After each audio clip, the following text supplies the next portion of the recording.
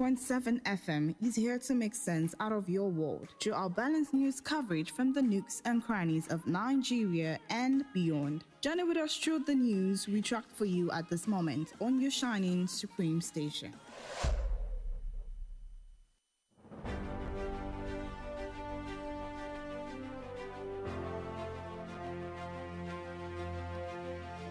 From the news desk of Diamond 88.7 FM Iroyin, this is news around the world.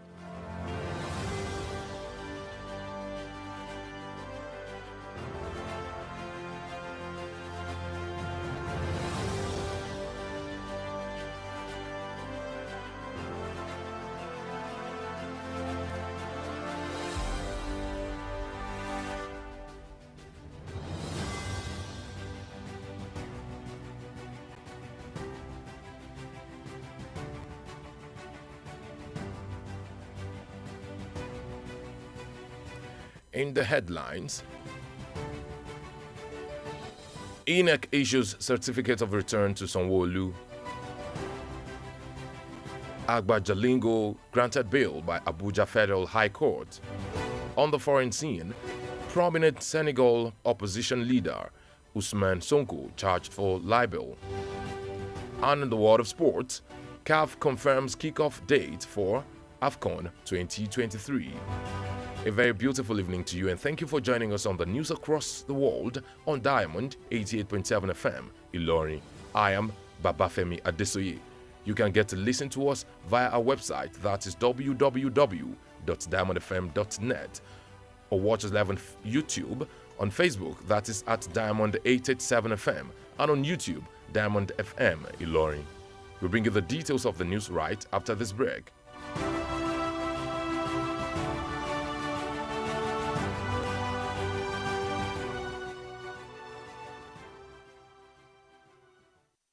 Abuse affects both brain and behavior. It has multifaceted impacts on one's body, mind, and nervous system. However, you can avoid being addicted by giving zero tolerance to the use of drugs. Associate yourself with the right persons. Do not give in to peer pressure and learn to handle life's pressure rather than resorting to hard substances. Remember, Diamond 88.7 FM cares for your sound spirit and good health.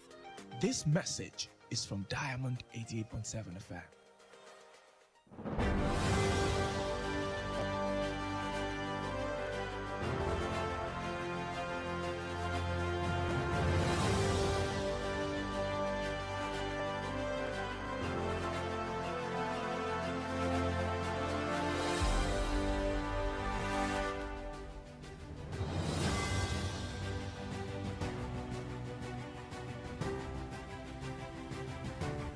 You're welcome back, and now the news in detail. The Independent National Electoral Commission (INEC) has issued a certificate of return to the Lagos State Governor-elect, Mr. Babajide Sanwo-Olu, his running mate, and elected state assembly members. The INEC National Commissioner in charge of Lagos, Oyo, and Ekiti states, Mr. Sam Olumekun, presented the certificate of return to the re-elected Governor Babajide Sanwo-Olu, his deputy Kadri Hamzat, the Speaker of the State Assembly, Mudashiru Obasa, and 39 other members of the Assembly. Mr. Olumekun assured the people that INEC will continue to create the needed level playing field for all those that aspire to take part in any election in Nigeria.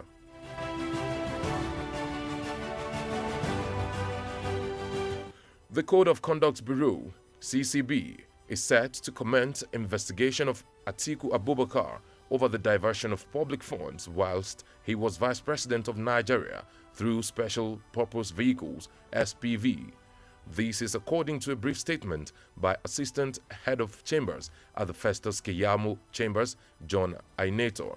The communique further disclosed that the Bureau has invited the Minister of State for Labour and Employment, Mr. Festus Keyamo, to come forward to adopt his petition. Keyamo is also to help the CCB secure the presence of the whistleblower, Mr. Michael Achimugu, to assist in the investigation.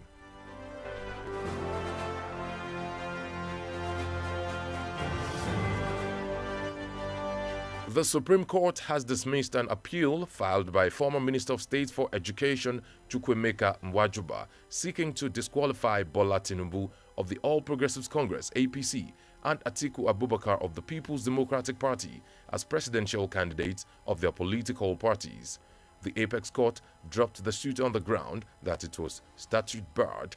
He had lost at the Federal High Court and the Court of Appeal both in Abuja on the same ground that his case lacked merit that could not make the court look into it.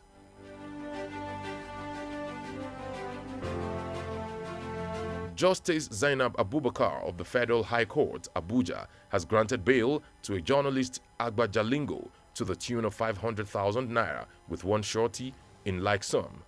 Justice Abubakar had last Monday remanded Jalingo in prison after he was arraigned by the Niger police for allegedly publishing a story that was considered an insult to one Mrs. Elizabeth Ayade, who is the wife of the younger brother of Governor Ben Ayade of Cross River State. He was specifically accused of engaging in a false publication that was intended to cause annoyance, ill will, and an insult to Mrs. Ayade.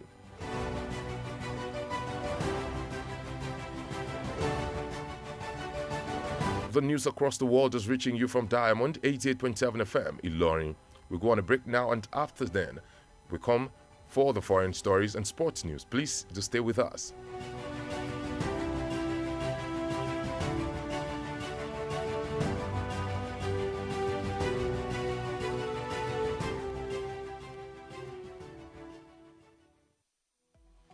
Follow us on social media, Facebook, Twitter and Instagram at Diamond 887 FM.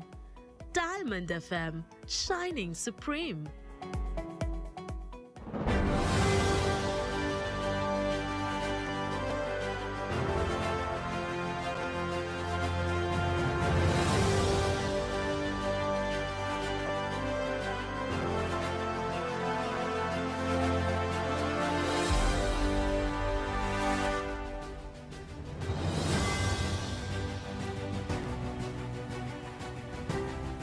You're welcome back from the break. You're still listening to the news across the world, reaching you from the stables of Diamond 88.7 FM, Ilorin. Now we continue with the rest of the stories. Taking a look at happenings on the foreign scene, prominent opposition leader Usain Sonko is scheduled to face charges of libel in a Dakar court. If found guilty, the political leader could be barred from running in the 2024 presidential elections. Originally set for March 16, the hearing was postponed to 30th March after State Security Services forcibly removed Sonko from his vehicle and escorted him to court on the day of the hearing. Sonko said he inhaled a harmful substance during the altercations, which impaired his eyesight and breathing, claiming the altercation amounted to an assassination attempt. Still on the foreign scene, South Sudan's President Salva Kiir has appointed a member of his own party as defense minister, according to a decree read on state media. This decree is a breach of a peace deal that said the role should be selected by the party of first vice president and opposition leader Riek Machar. Defense Minister Angelina Tinai was fired alongside the Interior Minister this month, reigniting long-standing disagreements over how the two war veterans share power.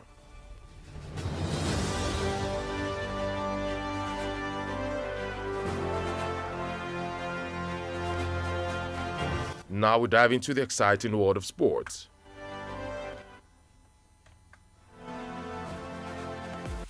Diamond FM Sports News.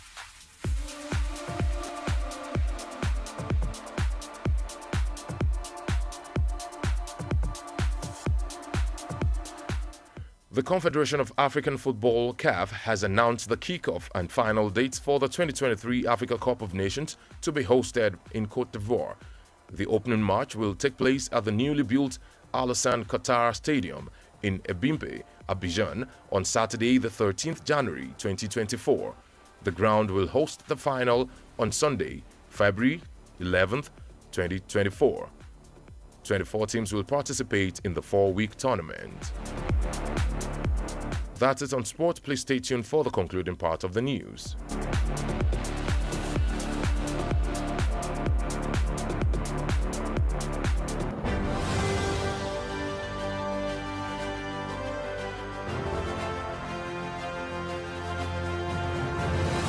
And now we have come to the end of the news across the world for today. But before we go, here again are the major highlights. INEC issues certificate of return to Sanwo-Olu.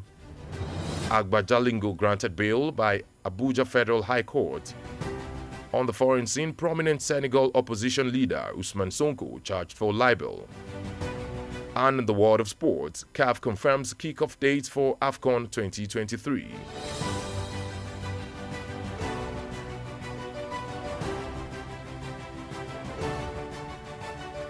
Did you know?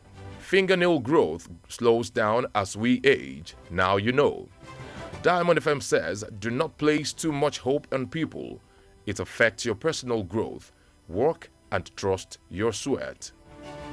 For news coverage or information about happenings around you, kindly contact the Diamond FM newsroom number on 0916 062 7526. Once again, the number is 0916 062 7526. The news across the world was edited by Sonny Alausa. I am Babafemi Adesoye. Thank you for listening to your shining supreme station. Enjoy the rest of your evening.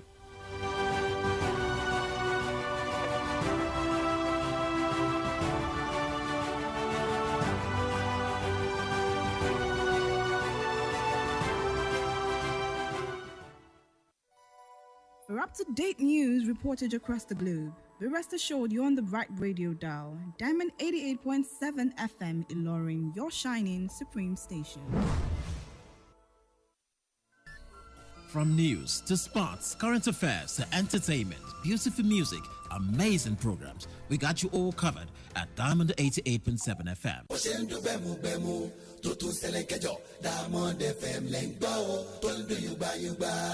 Diamond FM Ìlọrin, àwa là ń gbé ìròyìn àwọn ìṣẹ̀lẹ̀ orin àtàwọn amúlùdùn yògbà tí ò láfijọ́ ṣe ti aráyé.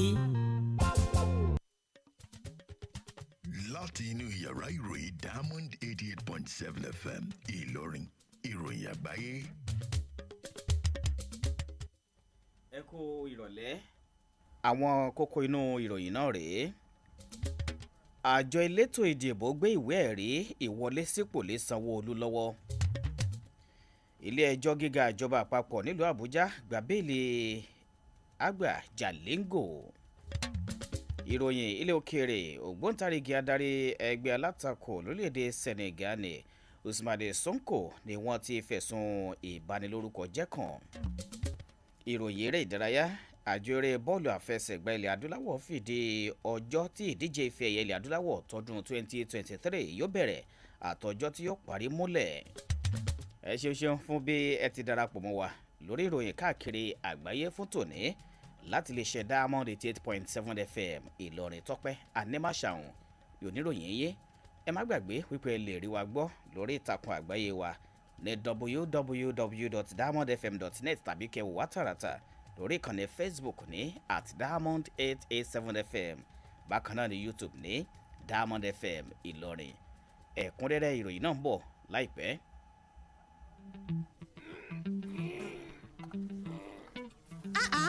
Ìwọ ló bẹ̀rẹ̀ síbẹ̀ o.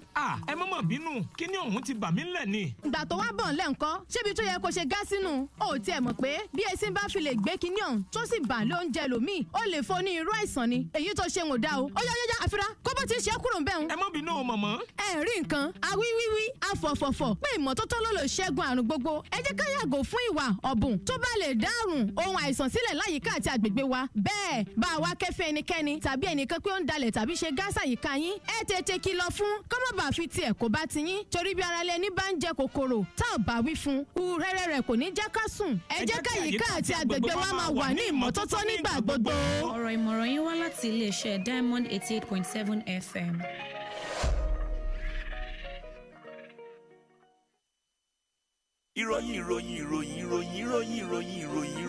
Ìròyìn ẹ̀kúnrẹ́rẹ́ láti iléeṣẹ́ Diamond FM. Ẹ káàbọ̀ padà, ẹ̀kúnrẹ́rẹ́ ìròyìn náà rèé. àjọ elétò ìdìbò àpapọ̀ nílẹ̀ wa ti gbé ìwé ẹ̀rí ìwọlé sípò lé gómìnà tí ìbò gbé wọlé nípínlẹ̀ Èkó arákùnrin Babájídé Sanwó-Olú igbákejì rẹ̀ àtàwọn ọmọ ìgbìmọ̀ asòfin ìpínlẹ̀ náà tó wọlé lọ́wọ́. Kọmíṣánná àpapọ̀ àjọ elétò ìdìbò ilẹ̀ wa tó wà nídìí àkóso ìpínlẹ̀ Èkó, Ọ̀yọ́ àti Èkìtì arákùnrin Sam Olúmẹkùn ló gbé ìwé ẹ̀rí náà lé gómìnà Babájídé Sanwó-Olú lọ́wọ́ tó fi mọ́ igbákejì rẹ̀ Kadri Hamzat, abẹnugan ilé aṣòfin ìpínlẹ̀ náà Mudashiru Ọbaṣà àti àwọn aṣòfin 39 mìíràn.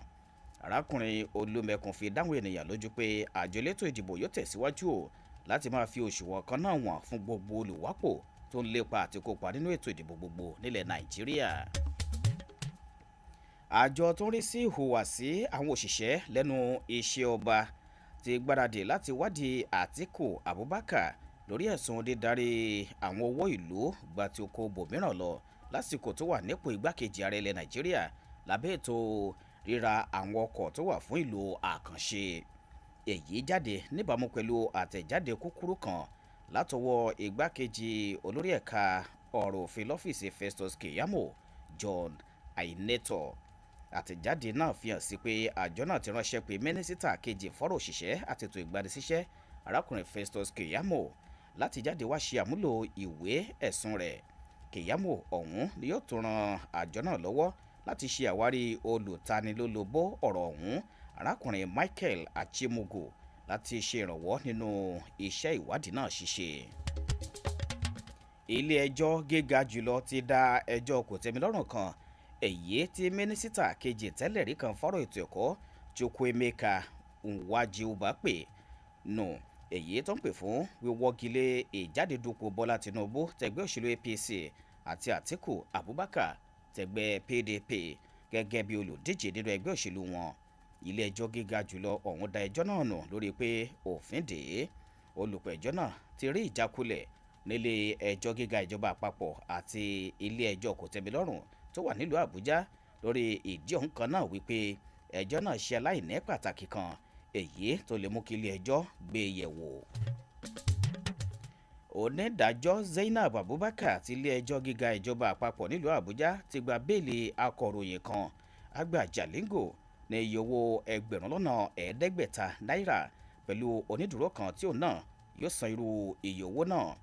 Ọjọ́ Ajé tó kọjá ní onídàájọ́ Abubakar ti ṣáájú fi Jalingo ọ̀hún sáhámọ́ lọ́gbà ẹ̀wọ̀n lẹ́yìn tí iléeṣẹ́ ọlọ́pàá ilẹ̀ Nàìjíríà wọ́ lọ ilé ẹjọ́ lórí ẹ̀sùn títẹ ìròyìn kan jáde èyí tí wọ́n rí bíi fífàbùkù kankan arábìnrin Elizabeth Ayade tó jẹ́ aya àbúrò gómìnà Ben Ayade tìpínlẹ̀ Cross River. Wọ́n fẹ̀sùn títẹ ayédèrú ìròyìn jáde kan èyí tó wà láti ru ìbínú àti ìrònú síta tó sì jẹ́ ìwà àbùkù kan sí arábìnrin Ayade ọ̀hún. Ìròyìn káàkiri orílẹ̀-èdè àgbáyé ni ẹ̀ ń tẹ́tí sí láti iléeṣẹ́ Diamond 88.7 FM Ìlọrin. Àwọn ìròyìn náà yóò tẹ̀síwájú lẹ́yìn ìdánudúró ráńpẹ́ yìí fún ìròyìn ilẹ̀ òkèèrè àti ti eré ìdárayá. Ẹ darapọ̀ mọ́ wa ní ìtàkùn káyélujára wa ìtàkùn ìbádọ́rẹ̀ẹ́ Facebook ìtàkùn abẹ́yẹfò Twitter àti Instagram lórí Diamond 887 FM. Diamond FM, shining supreme.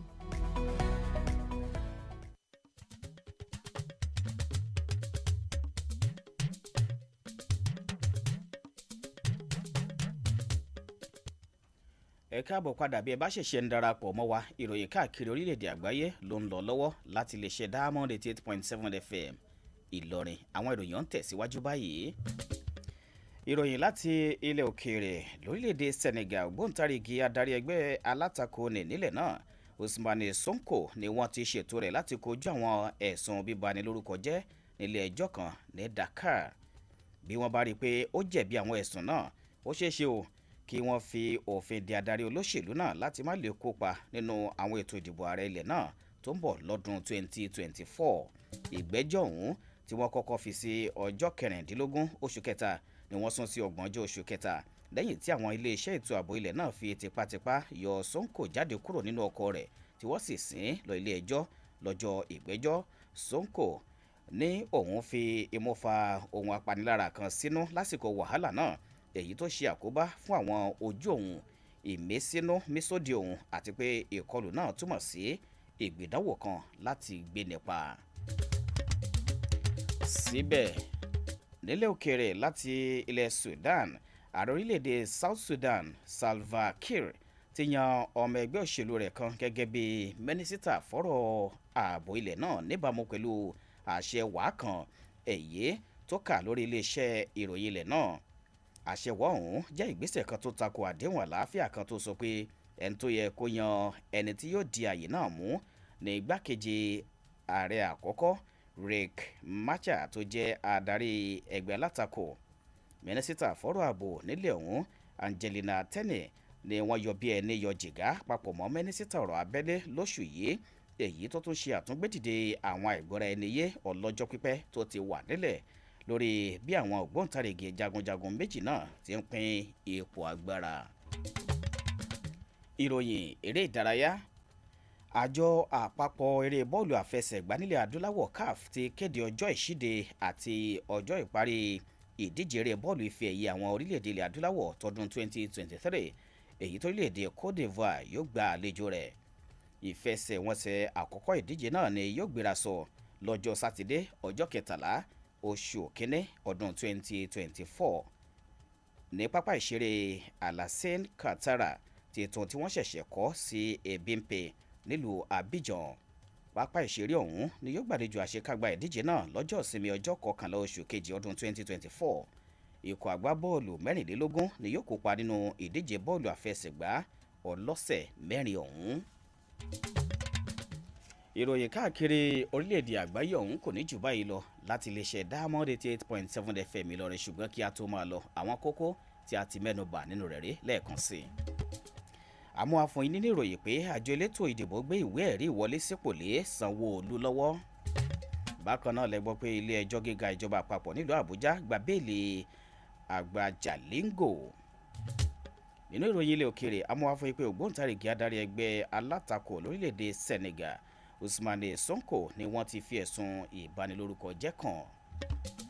bákan náà nínú ìròyìn eré ìdárayá ẹ gbọ́ pé àjọ eré bọ́ọ̀lù àfẹsẹ̀gbá ilẹ̀ adúláwọ̀ fìdí ọjọ́ tí ìdíje ife ẹ̀yẹ ilẹ̀ adúláwọ̀ tọdún 2023 yóò bẹ̀rẹ̀ àti ọjọ́ tí yóò parí múlẹ̀. kí a tó máa lọ ǹjẹ́ mọ̀ pé bí ẹ̀dá ènìyàn ti ń dàgbà lọ́jọ́ orí sí ni ìṣọwọ́dàgbà èékánná ọwọ́ máa ń dínkù. ọ̀rọ̀ yẹ bí Diamond FM lónìí rèé. má ṣe gbé ìrètí rẹ nínú ènìyàn sókè ju bó ti yẹ lọ. a máa ṣe àkóbá fún ìdàgbàsókè ẹni, nítorí náà máa ṣiṣẹ́ kí o sì gbẹ́kẹ̀lé òógùn rẹ. fún ìròyìn àwọn ìṣẹ̀lẹ̀ tó ń ṣẹlẹ̀ ní àyíká àti agbègbè yín tí ẹ fẹ́ fi tó iléeṣẹ́ wa Diamond FM létí, ẹ lè pe yàrá ìròyìn iléeṣẹ́ wa sórí nọ́mbà ìbánisọ̀rọ̀ yìí 0916 062 7526. Sani Aláùsáísá ni olóòtú ìròyìn náà. Tọ́pẹ́ Animasahun ló tú sí èdè abínibí wa tó sì kà sí tí ìgbọ́yín. ẹ ṣeun níbi ẹ ti ń tẹ́tí sí wa nìkànnì yín tó ta wọn yọ.